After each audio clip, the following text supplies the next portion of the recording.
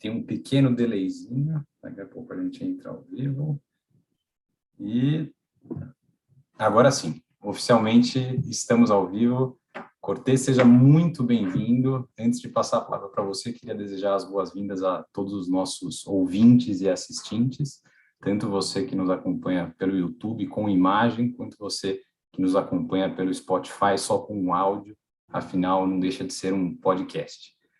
Aos que não me conhecem, meu nome é João Stedley, estou como diretor executivo da VDI, que é a Associação de Engenheiros Brasil-Alemanha, que completa, a propósito, 65 anos este ano, e tenho muito orgulho de estar aqui hoje com uma pessoa bem especial para o mercado, não digo só da indústria de transporte, não digo só da indústria automotiva, mas do mercado de uma maneira geral. Então, tenho a grande honra de receber aqui comigo hoje o Cortez, que é presidente e CEO da Volkswagen Caminhões e Ônibus, e desejo as boas-vindas e um bom bate-papo. A gente evita usar a palavra entrevista aqui, viu, Cortez? É mais um bate-papo, e gostaria de desejar as boas-vindas para você. Como que você está, Cortez?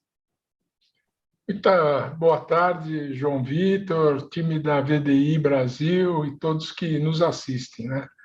Para mim é uma grande satisfação atender um convite seu e da VDI, e bom saber que a maior rede de engenheiros, Brasil e Alemanha, 65 anos de vida, e estou muito feliz em participar do cast de hoje. Espero, de alguma forma, poder contribuir, né, e com essa grande entidade. E estou à disposição. Que legal, Cortez. A honra é nossa. Te agradeço muito por ter topado o convite de bater esse bate-papo aqui comigo, com a VDI. E eu queria começar de uma forma bem tranquila.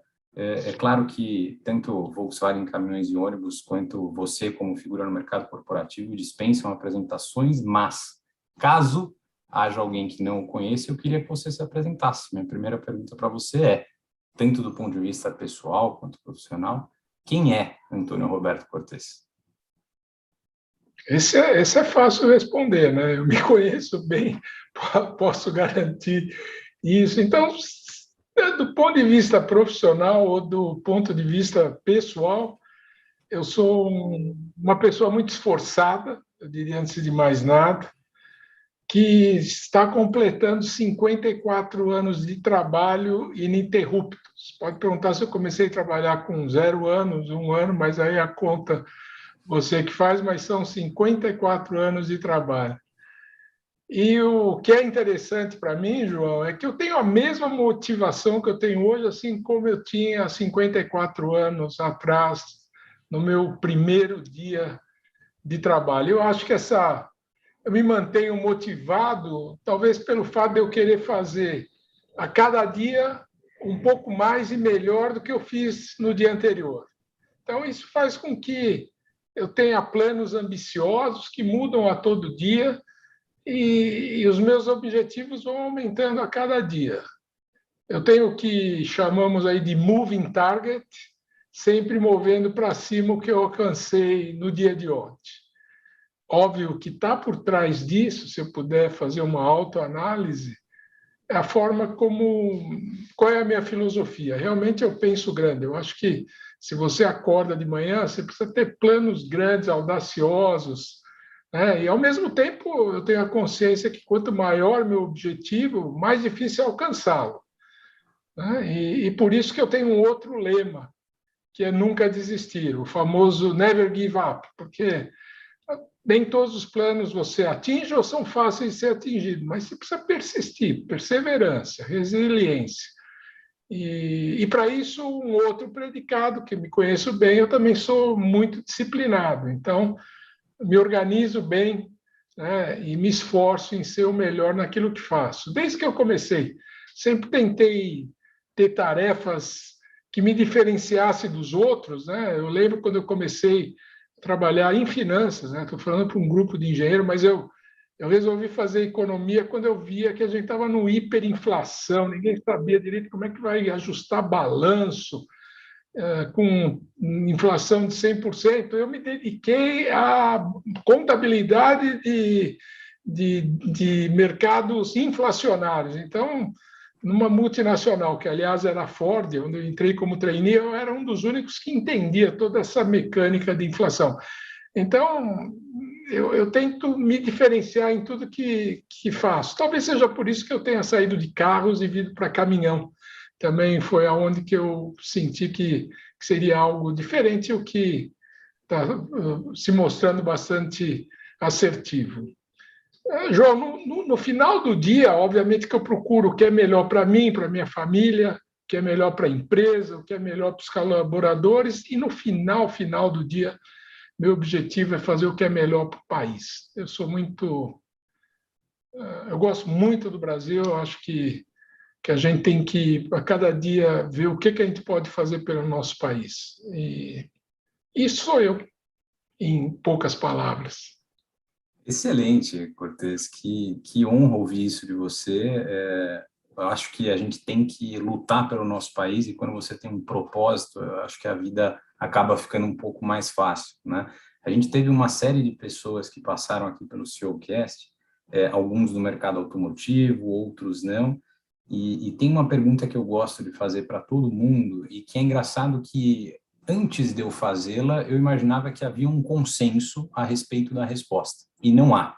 Eu queria saber, na sua opinião, como é ser CEO, né? E, em especial, CEO e presidente da Volkswagen Caminhões e Ônibus. Eu diria que, antes de mais nada, ser um CEO, no meu caso, é a realização de um sonho. Eu sempre almejei chegar no posto de líder de uma empresa.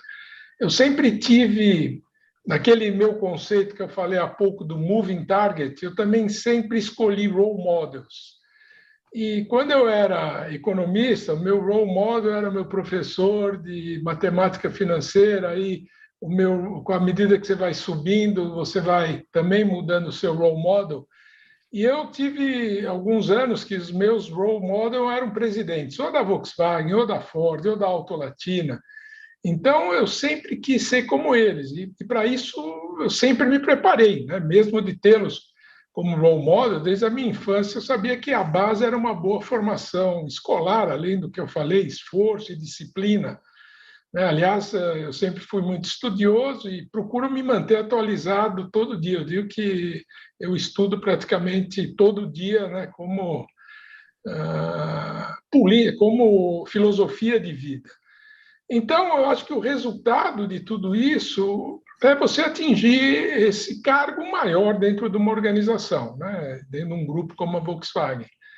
E como a gente está falando entre engenheiros, no caso da Volkswagen, eu vejo ainda com mais importância ainda, porque vocês sabem bem que a Volkswagen é uma empresa de engenheiros, né? E eu sou economista. Então, você chegar num cargo e permanecer por 23 anos, que eu sou engenheiro, eu digo que na Volkswagen você precisa ser engenheiro, precisa falar alemão, e precisa torcer para o Bayern de Munique ou pelo Wolfsburg, né?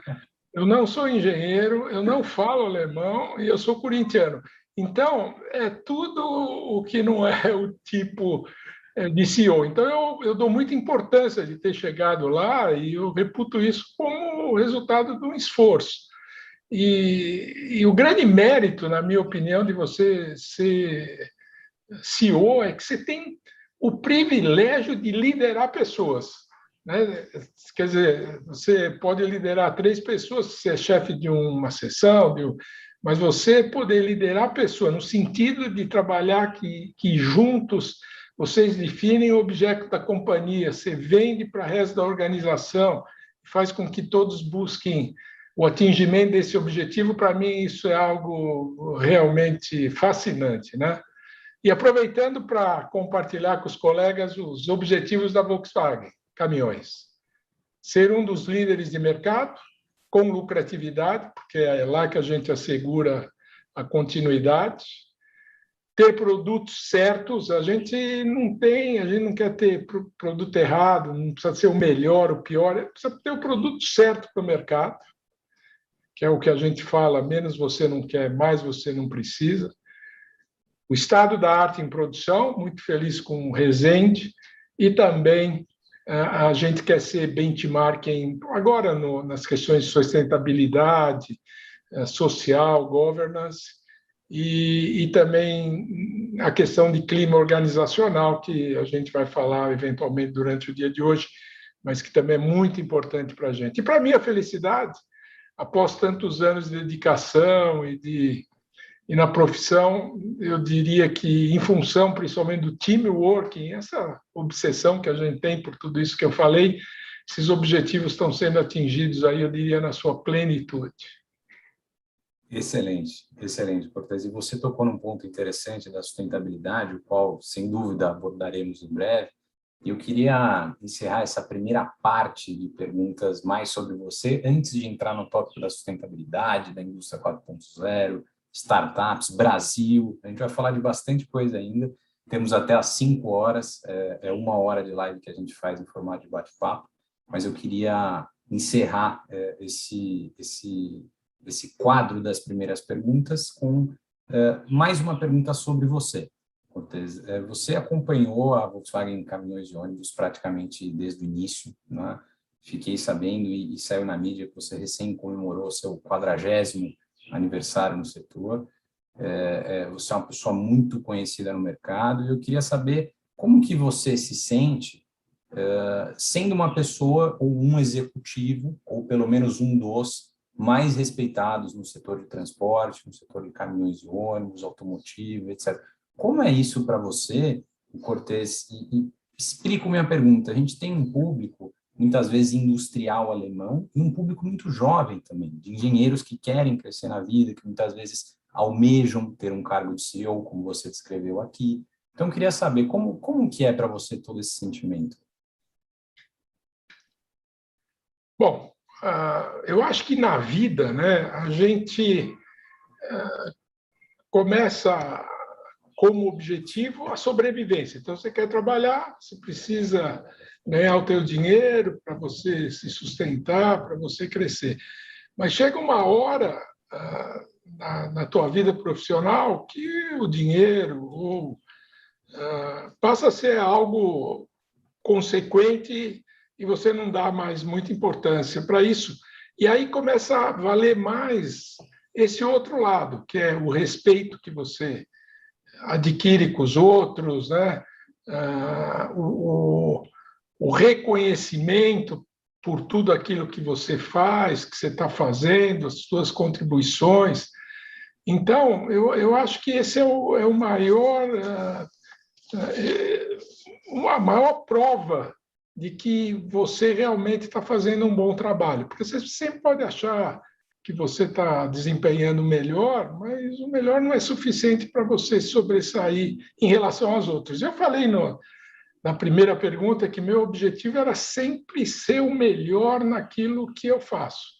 Se eu for um analista financeiro, se eu for desenvolver um produto, eu vou tentar fazer o melhor. E só assim que você vai ganhar respeito, que é a tua pergunta. Então, como eu vejo hoje, eu vejo que esse respeito é o resultado desse trabalho árduo aí que eu falei que eu faço há 54 anos ininterruptos, né? Eu comecei agora, abrindo um pouquinho mais a idade, aos 13 anos, e eu perdi meu pai muito cedo. Eu estudava em escola de padre o dia inteiro e perdi meu pai por uma dessas fatalidades. E ele era um empresário e nós tivemos um problema de continuidade. Aí eu tive que largar os meus estudos sem mudar a filosofia de muito esforço, mas eu comecei a trabalhar num banco como office boy e passei a estudar à noite. Então, o esforço foi redobrado a partir dos meus 13 anos. Por isso que eu dou muito valor a tudo isso que a gente está falando de reconhecimento, como é. Então, para mim, talvez o reconhecimento vale muito mais do que, eventualmente, para uma outra pessoa como eu, que começou a trabalhar depois de fazer PhD. Eu fiz tudo o que eu poderia, sempre trabalhando e estudando, o que, convenhamos, torna mais difícil. E o nome é dedicação. Então, me dediquei muito no início, nas empresas que eu trabalhei, e mais, como você falou, mais recentemente, nos meus 40 anos em Volkswagen, 25 deles dedicado a Volkswagen Caminhões e Ônibus. Então, quando eu recebo, por exemplo, convites para falar ou dos consórcio modular Resende ou da nossa política, nossa liderança de mercado, o que seja, eu fico bastante lisonjeado, né? E feliz, né? Quer dizer, para mim hoje ter o respeito é tão importante quanto ter remuneração e tudo mais. E ser considerado uma referência no segmento como de caminhões e ônibus é realmente uma sensação de dever cumprido. E eu falo que eu devo isso ao meu esforço, obviamente, mas eu devo tudo isso também para um time, né, que a maioria está comigo desde o início, que muita gente conhece, o nosso board, os nossos diretores. Então, eu compartilho esse respeito com todos que estão comigo. E eu sinto que o respeito é geral com a nossa empresa, não é o Cortês que tem respeito. Então, isso me dá mais satisfação ainda. Que legal, Cortez. E você sabe que essa questão de ser o melhor, se você me permite um rápido comentário, eu acho que é ser o melhor independente da situação externa. Tem uma frase do Cortella, muito famosa, que é um filósofo famoso na internet, que ele diz: seja o melhor que você pode, enquanto não tem condições melhores para ser melhor ainda. Não é? Isso faz com que você entre num ciclo de uma busca de uma excelência praticamente inatingível, que faz com que você seja 1% melhor do que ontem, que é o que você comentou lá no início do nosso bate-papo. Né? Agora, Cortez, queria falar com você um pouco a respeito de sustentabilidade. Né? A gente vê, seja na mídia, seja no mercado, muita coisa de ESG, economia circular, combustíveis renováveis, carbon free, hidrogênio verde, isso tanto no cenário nacional quanto global. Eu queria entender do ponto de vista da Volkswagen Caminhões e Ônibus e até mesmo o seu. Como que você vê esse cenário como um todo de sustentabilidade, Cortez? A gente tem que reconhecer, João, que esse tema está ganhando visibilidade agora, mas é um tema, é uma preocupação muito antiga para muitos de nós, né? Eu acho que o que a gente está vivenciando agora é mais uma questão de procedimentos para acompanhar métricas e objetivos e como chegar lá, mas a questão da sustentabilidade, se a gente vê a definição dela, e aqui eu conheço, né, que eu me lembro aqui, que sustentabilidade, de alguma forma, é você prover produtos e serviços que preservem o meio ambiente. Que, obviamente, como a preocupação maior e os problemas ambientais eles estão acontecendo com mais gravidade recentemente, obviamente que o chamamento é maior. Mas essa preocupação sempre houve, e na minha carreira, eu nunca tive outra forma a não ser considerar sempre em tudo que eu faço a questão de preservar o meio ambiente, porque a minha maior preocupação realmente é não comprometer, né, as gerações futuras, né, que inicialmente eram dos meus filhos, agora já estou preocupado com as gerações dos meus netos, oxalá eu me preocupe dos meus bisnetos, pelo menos eu estou me cuidando para isso. Mas eu acho que esse é o mínimo que eu faço, essa é a minha forma de pensar. Então, para mim é simples entender. Vamos preservar o meio ambiente em tudo que a gente faz. Então, quando eu produzo o caminhão, quando a fábrica, o processo de produção, ou os componentes, ou os serviços, tem tudo que está relacionado aí. Como preservar? Qual é a preocupação que eu tenho para preservar a natureza para as próximas gerações? No caso específico de vender produtos, soluções e serviço, hoje, a gente vê que o propósito de um fabricante automotivo responsável é realmente unir o transporte de pessoas e bens, utilizando-se de materiais que não agridam o meio ambiente, aderindo, por exemplo, que a gente vê com uma certa frequência toda essa questão do uso de energias renováveis e limpas, né? Isso é um exemplo claro. E aí, entrando na questão desse conceito, eu acho que a estreia do nosso e-delivery, né? O primeiro caminhão elétrico zero de emissões de gases de efeito estufa, desenvolvido e produzido aqui no Brasil, realmente é uma amostra do compromisso que a Volkswagen Caminhões e Ônibus, e eu, obviamente, como representante da empresa, nós temos com a sustentabilidade. Nós começamos, João, a desenvolver esse produto, pasme, em 2013, há quase 10 anos atrás, quando nós começamos a desenvolver a linha do novo delivery, que foi lançada em 2017, já em 2013, quando o projeto foi idealizado, a gente já contemplava uma operação elétrica no projeto. Por isso que nós fomos os primeiros, porque o conceito, que é o mais trabalho, né? Que nós vamos falando com engenheiros, fica muito mais fácil você começar com algo que já foi planejado para ter do que se você pegar um caminhão agora e tentar transformar ele do zero de combustão para elétrico. E com isso, como ele já foi pensado, e quando eu falo que esse conceito, essa preocupação de sustentabilidade, ela basicamente sempre existiu conosco e comigo em especial, a coisa aconteceu aí com uma naturalidade. E, por coincidência, nós estamos lançando numa época que muito se fala da questão da sustentabilidade. E a gente sempre acreditou que meios de transporte e sustentabilidade pode sim caminhar juntos, sem conflitos, né?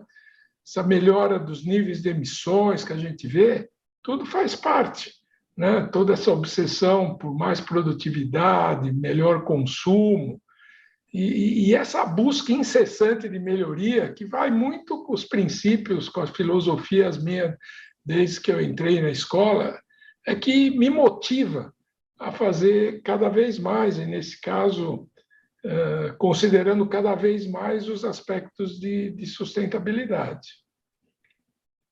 Que legal, Cortez. Achei muito interessante sua visão sobre sustentabilidade. Quer dizer, é um tema que sempre existiu, né? Acho que essa sua fala é genial, apesar de simplista, ela é real, e as pessoas muitas vezes acham que é algo atual só porque fala-se muito sobre isso. Mas o compromisso sempre existiu, né? Faz total sentido. E muito legal você ter comentado do e-delivery, do projeto do caminhão elétrico da Volkswagen Caminhões e Ônibus. Tem um pessoal aqui no chat te cumprimentando, viu, Cortez? O Klaus Rapp, Wilson Brício, Axel Werner, Maurício Muramoto, pessoal tudo comentando aqui na nossa live. Eles estão me cumprimentando. Por quê? Porque todos que você falou são meus amigos, antes de mais nada. Parceiros comerciais que nós nos tornamos amigos aí durante décadas de convivência. Então, um abraço a todos eles aí.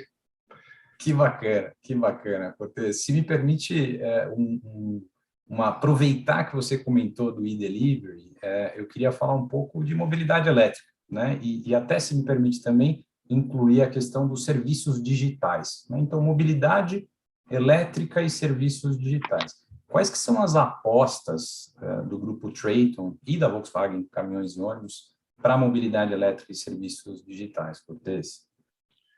Então, eu diria que o lançamento do delivery mostra exatamente a preocupação da Volkswagen e do grupo Traton com a questão de veículos elétricos, né?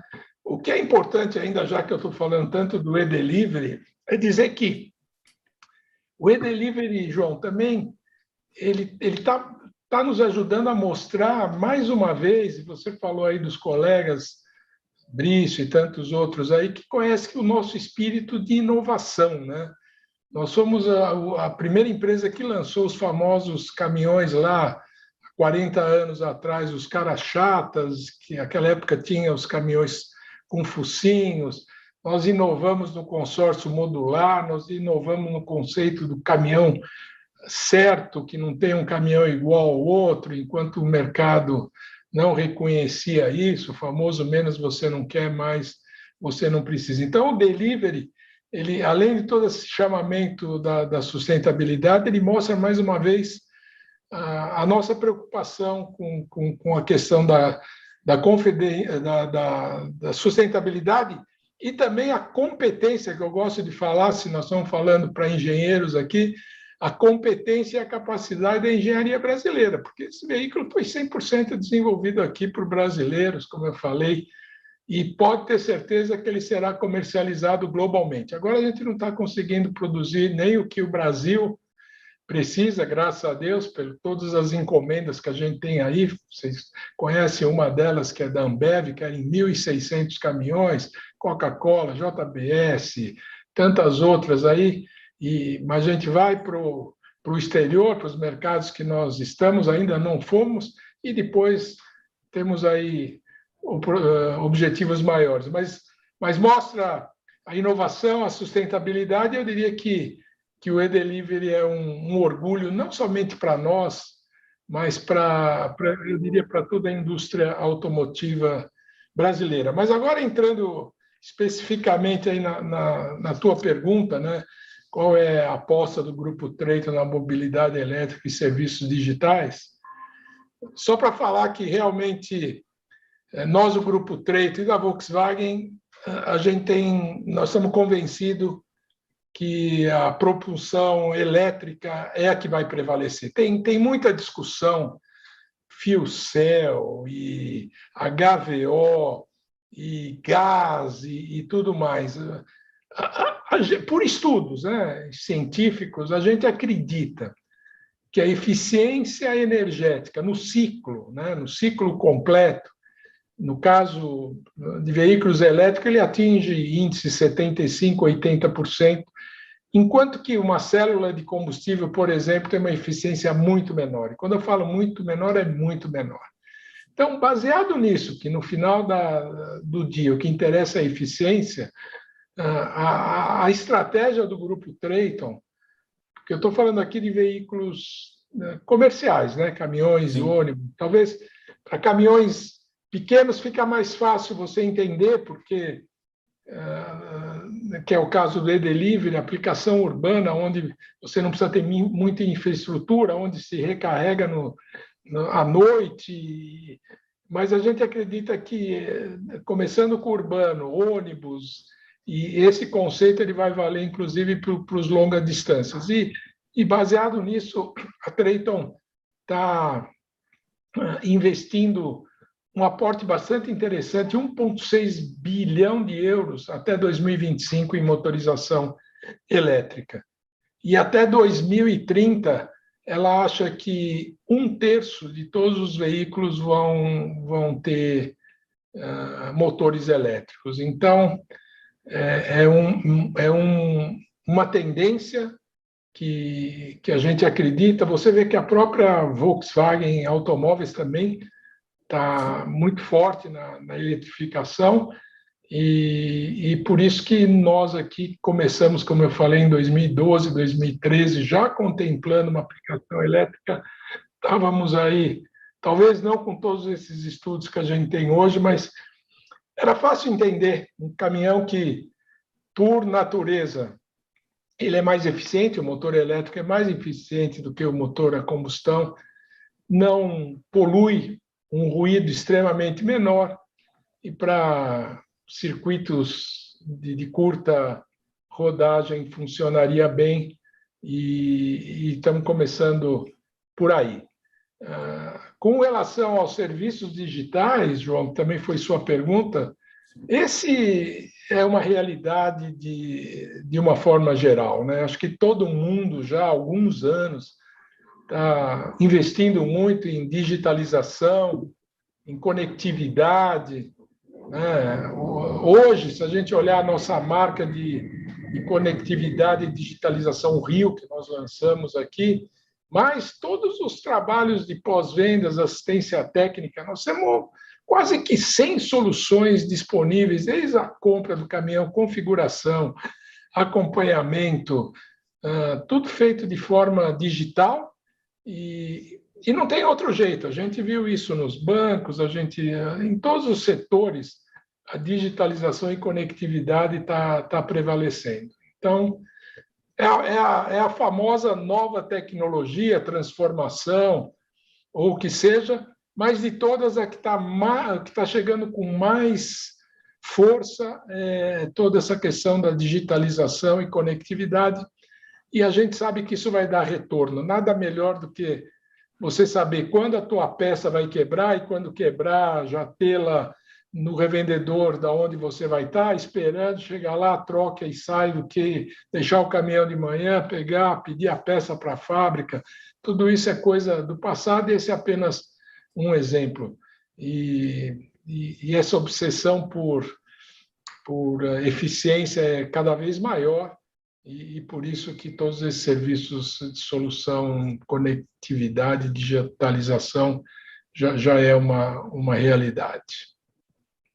Muito bom, Cortez. Acho que quando a gente fala de sustentabilidade, eletrificação, esse cenário como um todo que você descreveu, depois entrou em inovação, acho que eu poderia agregar também indústria 4.0, que a gente ouve tanto falar, e me sinto à vontade para dizer que acredito que seja o tema da década passada e muito provavelmente também um dos grandes temas a serem discutidos nos próximos anos, não só o ano em vigência agora.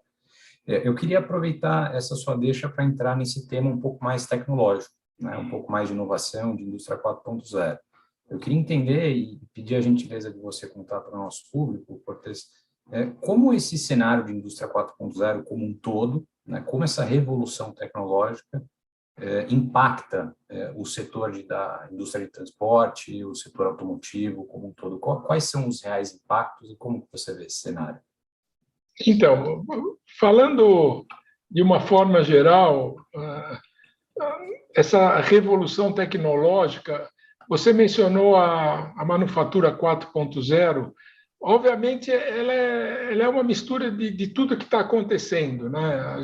Quando a gente teve o privilégio de ser uma das últimas fábricas construídas, né? A nossa fábrica de Resende, que já embarcou muito de tecnologia, digitalização e todos esses conceitos que levam à manufatura 4.0, e a cada lançamento, eu acho que não só nós, a Volkswagen Caminhões, fazemos isso, mas os nossos colegas engenheiros, e cada lançamento a gente aproveita para ampliar esse conceito de 4.0 dentro da fábrica, desde o pedido até o pós-venda, e aí a gente cria o ciclo todo. Mas eu acho que as maiores transformações a gente está vivenciando agora, que são basicamente em função dessas novas tecnologias, como eu falava para você.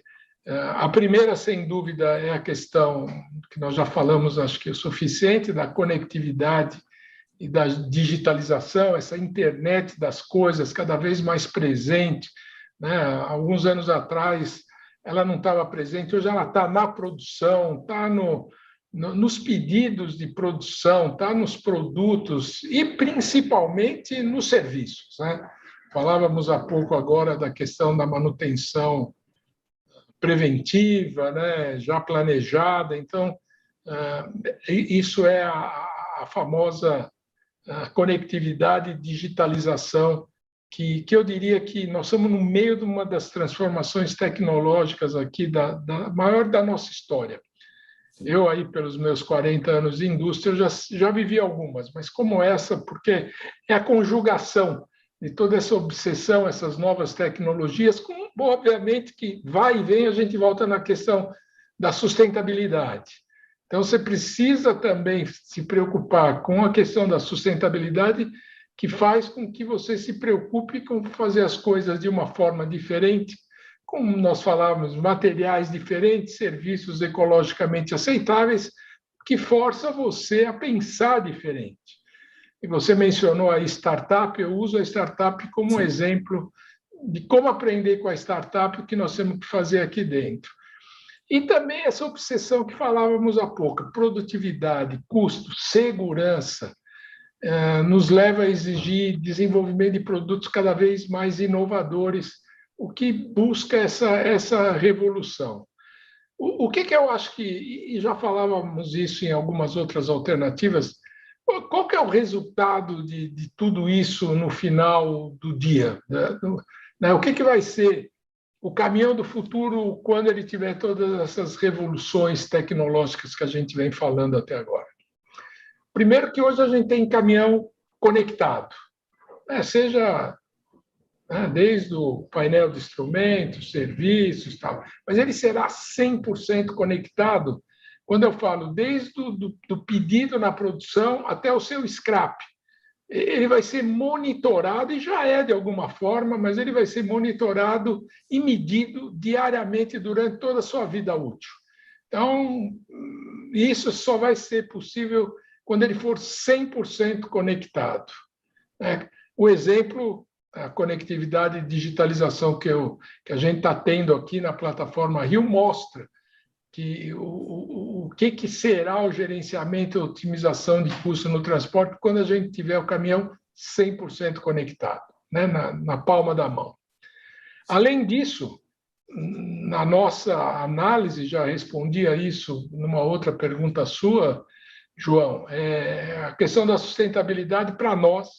Óbvio que nós teremos caminhões a gás, de diesel verde, de full cells, mas, na realidade, a solução para nós é o caminhão 100% elétrico. Como eu falei, no ciclo a gente vê a aplicação elétrica mais eficiente, né? Com emissão zero, sem ruído, e o e-delivery é uma das mostras nossas que a gente realmente acredita e aposta nisso. Além de 100% conectado, 100% elétrico, ele será 100% autônomo. Isso, a gente sabe que aqui o custo do motorista ainda é importante, mas mais na Europa, Estados Unidos, lá 1/3 até um pouco mais do custo do caminhão, do custo de operação é o motorista. Então, a gente sabe qual é a nossa obsessão em reduzir 1%, 2%, 3%, sem reduzir 1/3 da noite para o dia. Então, isso vai se pagar muito rápido. E então, é questão de tempo, é questão de infraestrutura, é questão de investimento, toda a questão de segurança, mas nos veículos comerciais, sem dúvida, eles serão 100% autônomos, obviamente, dependendo de outros fatores, não só a produtividade. E a gente já pode ver, João, essa produtividade, essa eficiência em algumas áreas confinadas, né? Que a gente tem os nossos Constellations, Meteor já em alguns clientes do setor agrícola funcionando, uma beleza, mas são confinados. Eu quero ver eles saindo do Rio Grande do Sul e chegando em Manaus 100% autônomos. Então, por isso que eu falo que a introdução dessas tecnologias, para mim, vai acontecer, vai variar de país para país, em função, eu diria, principalmente da capacidade de investimento e da infraestrutura e prioridade de cada localidade. Então, eu acho que, para nós, na sequência, conectividade, como eu falei numa das suas perguntas, é uma realidade, não 100%, mas bastante conectividade e digitalização. A questão do elétrico é uma realidade, vai ser cada vez mais. E aí também é uma questão do ovo da galinha. Hoje, um veículo elétrico custa 2,7 vezes mais do que um veículo a diesel. Isso porque o preço da bateria hoje equivale a um caminhão diesel. Então, pessoas da minha geração, tem alguns aqui comigo, o meu primeiro aparelho celular, a bateria dele era do tamanho do celular. Ela acoplava atrás. Então, eu paguei meu primeiro celular $5.000, nunca mais esqueço. Acredito que metade daquele custo era da bateria. É isso que a gente vê no delivery hoje. Não faz sentido a gente não ter produção de baterias para veículos comerciais aqui no Brasil, ter que importar da China, que não é aqui na esquina, é longe, é um material perigoso, paga fretes altos e toda a dificuldade de frete por causa do Covid.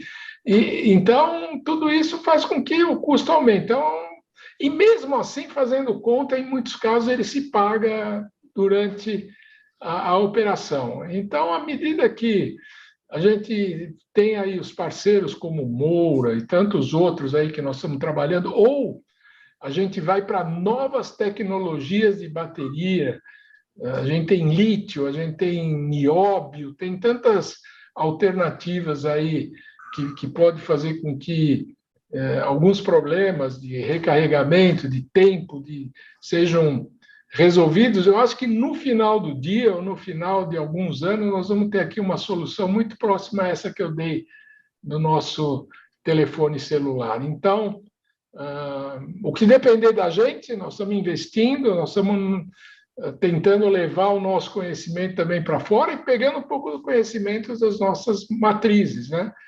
Mas eu acredito que o Brasil caminha em passos largos com relação a esse caminhão do futuro, que nos dá muito orgulho.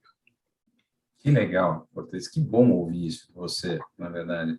E você sabe que esse cenário como um todo que você descreveu, não só dos caminhões elétricos, mas digo da engenharia mesmo, como um todo, né? Que é lógico, concorda a VDI, obviamente, a gente tenta ao máximo lutar pela engenharia no Brasil, essa é a nossa missão, mas, acima de tudo, apesar de representarmos a engenharia alemã no Brasil, sem dúvidas reconhecida globalmente, a gente sabe que o Brasil tem suas qualidades também. Você agora há pouco comentou que o e-Delivery não é só uma conquista da Volkswagen Caminhões e Ônibus, mas sim da sociedade, do brasileiro, desenvolvido por brasileiros, né?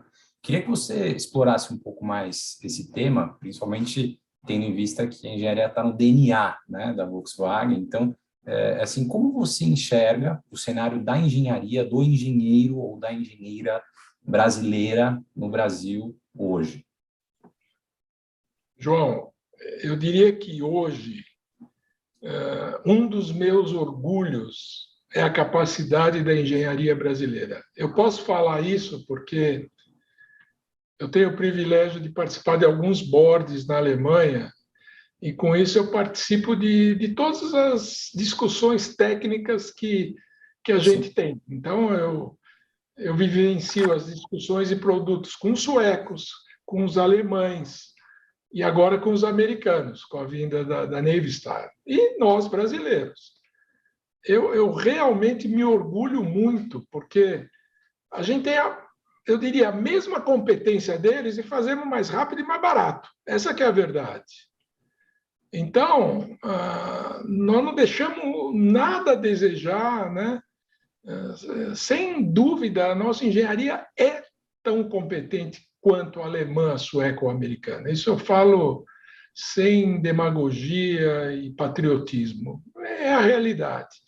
E o importante, João, nós somos muito respeitados por eles.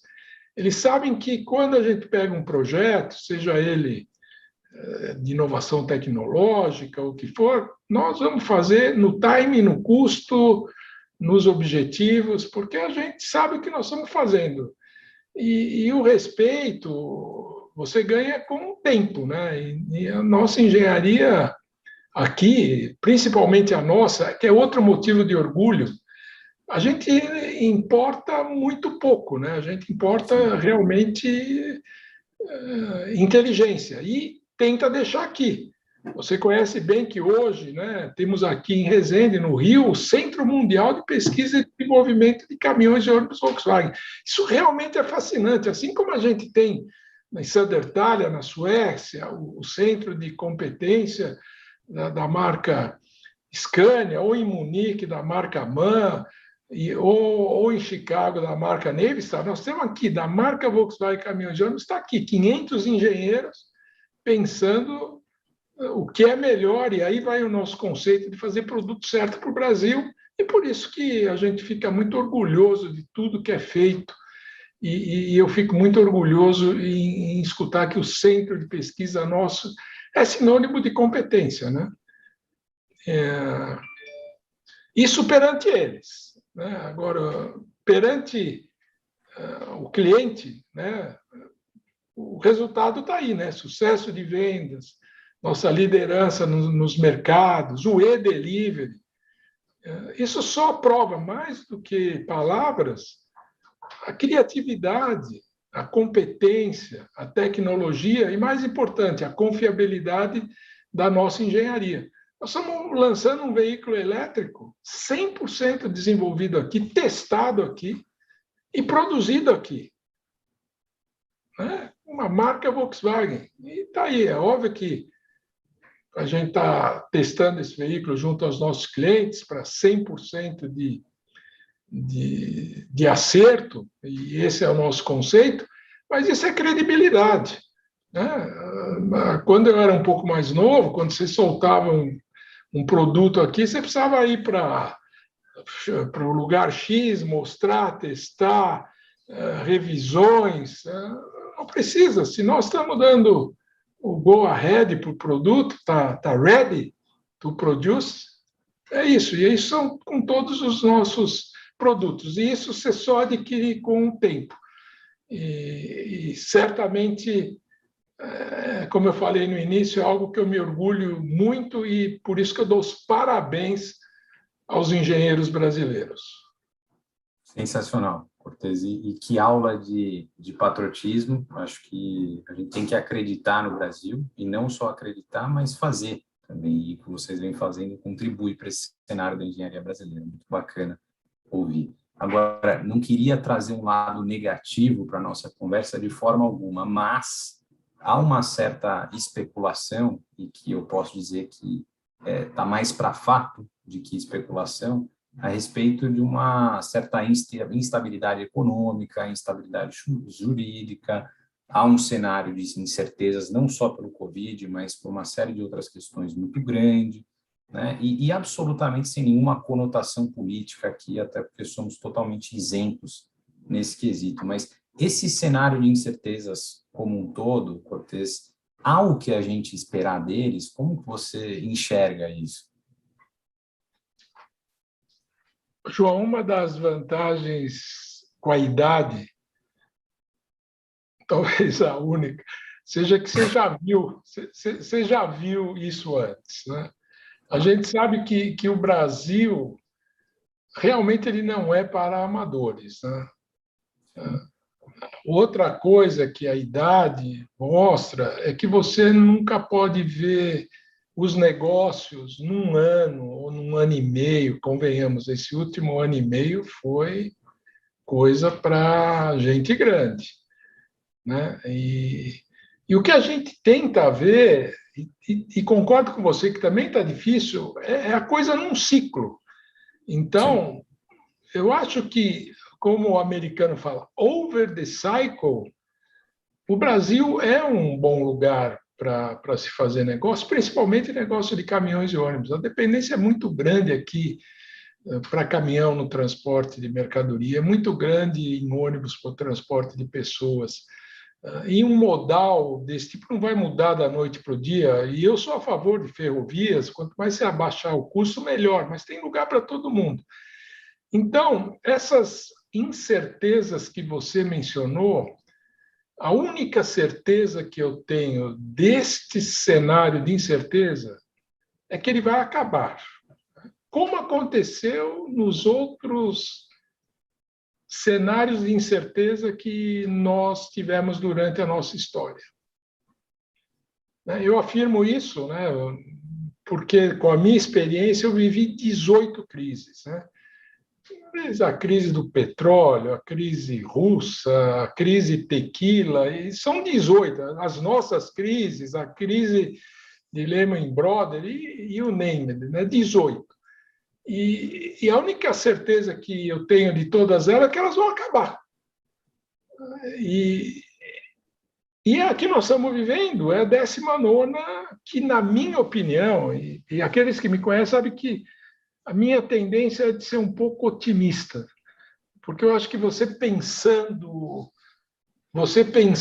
positivamente, você atrai atitudes positivas e eu evito de pensar negativamente. mas sempre com muita responsabilidade e disciplina, né? Mas realmente, dessa vez, eu diria, com o que nós estamos vendo, e você mencionou isso, com a vacinação em massa, eu fiquei meio obcecado com esses gráficos, sobe vacinação, cai mortes, cai internação, então essa correlação, mas a gente vê no dia a dia que a correlação vacinação em massa e mortes ou casos, ela é inversamente proporcional, diretamente correlacionada. Então, eu estou convencido, e quando eu vejo na televisão, ontem se vacinaram 1.900 primeira dose, 800 segunda, quer dizer, estamos quase em 3 milhões de doses por dia, e você vê filas em todas as SUS aí, o pessoal quer vacinar diferentemente, e me dá Coronavac, me dá AstraZeneca, o que tiver aqui, agora a terceira dose, que eu já estou entrando na fila também. Então, eu acho que tudo isso vai fazer com que essa crise sanitária, que, baseada nas 18 que eu tive, é a que mais me preocupou, porque, além dela ter sido uma crise econômica, financeira, ela é sanitária, que preocupou a saúde da gente, dos colaboradores, dos familiares. Mas, com isso, eu estou convencido que ela vai acabar sob o ponto de vista de crise. É óbvio que a doença vai ficar, eventualmente vai ter alguns idas e vindas, mas espero que seja com Delta, com o que for, não haja um retrocesso muito grande por causa da vacinação e, para mim, a alegria, apesar de tudo, a conscientização da população, porque isso é o que mais me agrada. Aí você fala, Cortez, mas aí você tem problema dos fretes, trazer na Tailândia a coisa não está muito boa, teve fogo na questão do chip no Japão, e é isso. Eu também acho que toda essa crise de abastecimento, a gente viu isso quando nós estávamos retomando, tinha os fornos desligados, agora forno ligado, retomou. Então, eu acho que toda essa crise, seja ela do chip, seja ela de plástico, de aço, está realmente se regularizando. É óbvio que uns sofrem mais do que os outros, mas eu acho que no geral, também a tendência com o tempo é melhorar. E convenhamos, João, você fala que a gente está vivendo uma incerteza, mas nós da indústria, principalmente de caminhões e ônibus, eu não quero ser alarmista, mas essa última década foi uma década muito complicada. A última vez que a gente realmente cresceu foi 2010, 2011. Depois de 2012, nós tivemos o euro, a pula do euro 3 para o euro 5, a dificuldade aí que nós pegamos a crise do Brasil, 2015, 16, 17, presidente na cadeia, todas essas coisas. Aí veio 18, começou a melhorar, 19, aí 20 veio a Covid, já estamos acabando 21. Então, olhando o meio copo, o meio vazio, e aí sem entrar na política, mas reconhecendo que os fundamentos da economia, eles são relativamente sólidos, né? Quando eu falei meu início de carreira, a gente tinha 100% de inflação ao mês, já tivemos ao dia, não tinha reserva, não tinha política. Pelo menos hoje você tem os fundamentos. Óbvio que a inflação está 8,76 ao ano, mas eu vivi 200. Então, relativando tudo isso e colocando um pouquinho a casa em ordem, e o mais importante, tudo isso que a gente está vendo, quando fala-se em estabilidade política, nada mais é que está provando que as nossas instituições são fortes. Isso faz parte. É óbvio que toda essa instabilidade, briga entre poderes não é bom, mas isso mostra que nós temos o judiciário, o executivo, o legislativo. São as instituições que estão aí. Então, eu acho que com toda essa recuperação, o famoso catch-up de tudo isso que a gente não cresceu numa década, quando Índia, quando China, todo mundo crescia 6%, 7%, a gente teve 2 anos aí de queda de 3,5%, 3,5%, então você olha, no período não cresce, e com tudo que vem para frente, o potencial, 212 milhões, a dependência de caminhões, a frota que está velha, e para o grande frotista ou para o caminhoneiro não faz sentido ele ter caminhão velho, ele precisa ter caminhão seminovo, o ativo dele vale. Eu acho que nós vamos voltar a crescer com índices bastante interessantes. Então, sim, vivemos um momento delicado, mas, como eu falei, baseado na minha experiência, é mais um deles que vai acabar, mas certamente nós vamos voltar a crescer com índices bastante interessantes, e é realmente nisso que eu acredito. Ou seja, Cortez, acho que o recado vai passar, né? E talvez das 18, 19, talvez das 18, 19 crises que você viveu e citou, talvez a única equalização entre elas seja que elas terminaram, né? E acho que com essa não vai ser diferente. Acho que esse que é o grande recado, e enquanto isso nos cabe encontrar oportunidade em meio à adversidade, né? Um dos lemas que a gente deve carregar conosco também. Cortez, nossa entrevista ou bate-papo está acabando. Tem uma última pergunta para você, e de certa forma... Muito bom. Foi uma honra, Cortez. Eu queria só, na verdade, uma pergunta até relativamente improvisada, de uma notícia hoje, que eu recebi há pouco, inclusive, né? A Volkswagen Caminhões e Ônibus ganhou um prêmio em primeiro lugar da certificadora Great Place to Work, que absolutamente, ou boa parte das empresas que eu conheço, digamos que sonha em ganhar, né? E isso veio à mídia hoje, e eu queria que você contasse um pouco para a gente o que esse prêmio significa para você, de repente, talvez até algum compartilhamento de boas práticas, algum conselho para as empresas que querem atingi-lo. Qual que é o significado disso tudo, Cortez? João, você sabe que a gente participa dos rankings das melhores Sim. empresas para trabalhar há 14 anos. E a gente usa isso como um termômetro, né? Então, o objetivo é ter 100% do teu pessoal motivado. Então, eles medem todo ano, e aí a gente vai, a cada medição, tentando implementar medidas para melhorar esse ambiente de trabalho. Então, há 14 anos, sei lá, eu sei exatamente quanto que foi, mas foi bem menor do que é hoje, né? Eu nem sei se eles divulgam o percentual, mas era 60 e pouco. Quer dizer, nós tínhamos 40% que não estavam 100% motivados. Então, vamos engajar essa pessoa. O que a gente precisa? Então, nós fizemos, assim como a gente, eu mencionei para você os nossos objetivos, e o último deles, se você se lembrar, é ter uma excelência no clima organizacional. Isso, assim como liderar, fazer dinheiro, seguir os ESG e tal, o clima organizacional foi importante para nós.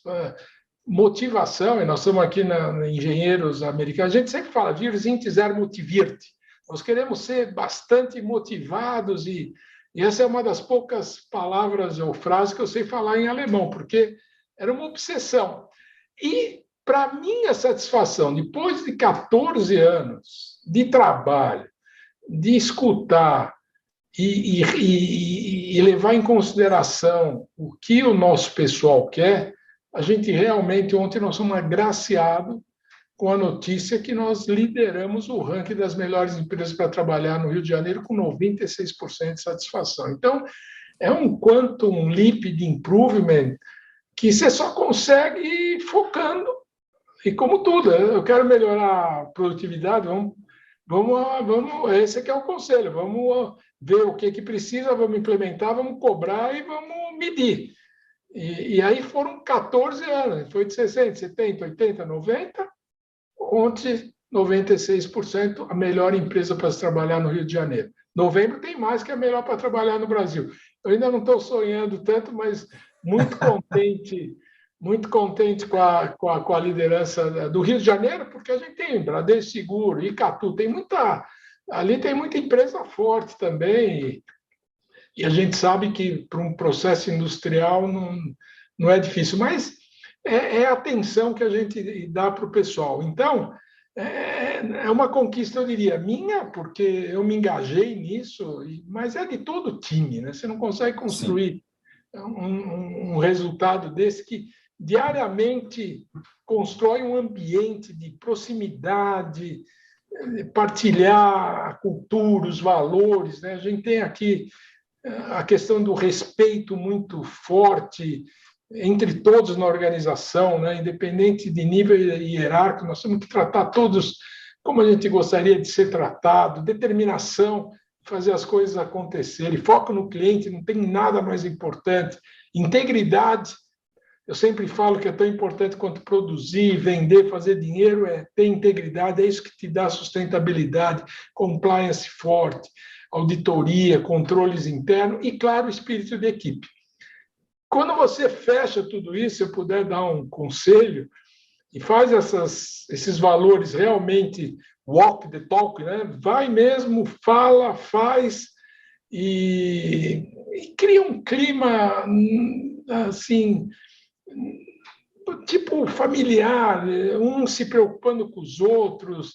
Né? Eu acho que o próprio consórcio modular de produção faz com que uma empresa parceira se preocupe se a outra está produzindo bem, porque todas vão ganhar quando a gente puder vender o caminhão. Então, todo essa atitude de ganha-ganha, de reconhecimento, de merecimento, ela vai se aprofundando dentro da empresa. E no final do dia, João, tudo é importante. Mas eu diria que a nossa missão é nos cuidar, principalmente nesse 1 ano e meio, e cuidarmos um dos outros. Essa é uma preocupação que a gente tem. E se a gente seguir essa missão, o meu conselho que eu posso dar para as outras empresas, eu acho que tem grandes chances de também ter um nível de motivação bastante alto, que tem que ser o resultado de um trabalho. E ter sempre em mente que as pessoas realmente são o maior ativo da empresa. Hoje a gente parou a fábrica inteira às 2 horas da tarde para agradecer, para celebrar. Muito importante. fantástico. Cortez, encerramos, diria, com chave de ouro. Fico muito honrado com a sua participação. Você sabe que a VDI tem um carinho enorme por você, pela Volkswagen, caminhões e ônibus como um todo. Queria agradecê-lo pela sua participação.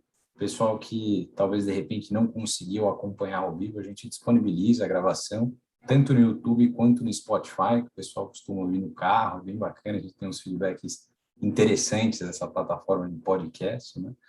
E eu queria agradecê-lo. Foi de verdade, não só para mim, mas em nome de toda a VDI, do Brício, do Muramoto, que nos ouvem também.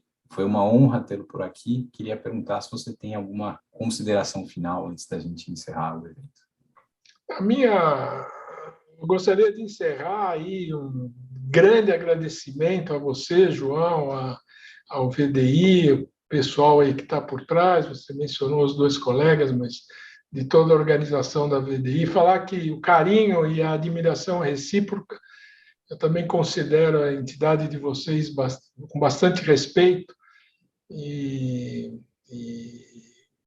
promovendo cada vez mais a interação tecnológica entre as engenharias e realmente agradecer essa oportunidade, como você falou, de um bate-papo, uma conversa, eu diria, sem muito compromisso, mas que eu espero que, de qualquer forma, essa minha experiência de vida pessoal, profissional, seja de alguma relevância aí para todos que ficaram essa 1 hora conosco e estou sempre à disposição de vocês e aproveitar para mandar um abraço aí, em nome do Brício, a todos, Marimoto, todos os outros aí, e que nos encontremos aí preferencialmente fisicamente aí num futuro bastante próximo. Fantástico, Cortez. Muito obrigado mais uma vez pela sua participação. Eu tenho certeza absoluta que foi de grande valor para todos os ouvintes. Você não precisa se preocupar em encerrar nada aí na sua tela. Eu cancelo a transmissão por aqui. Desejo a todos um ótimo final de tarde. Mais uma vez, muito obrigado